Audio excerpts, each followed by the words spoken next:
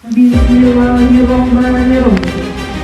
Upacara pelepaskan murna bakti AKBP Khairullah Edma hari Selasa tanggal 26 Mei 2025 di Mapolres Aceh Jaya di Inspektur Upacara dan AKBP Khairullah Edma memasuki lapangan upacara.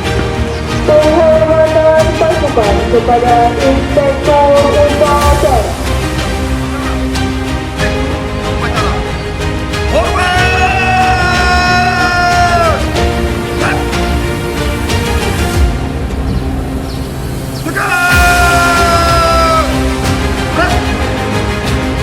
Laporan Komandan Upacara kepada Inspektur Upacara.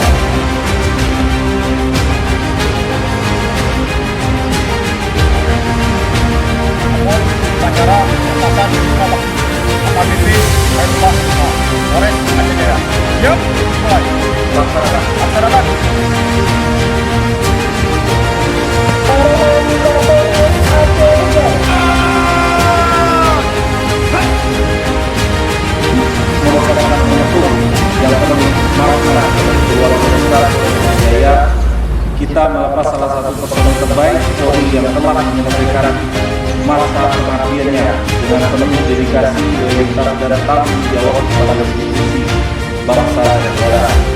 Tidak akan terlupakan dan sulit melupakan apa-apa yang tercantum dan fakta yang ada dan saya mengingatkan di dalam dada saya sudah berat banget. Ini berada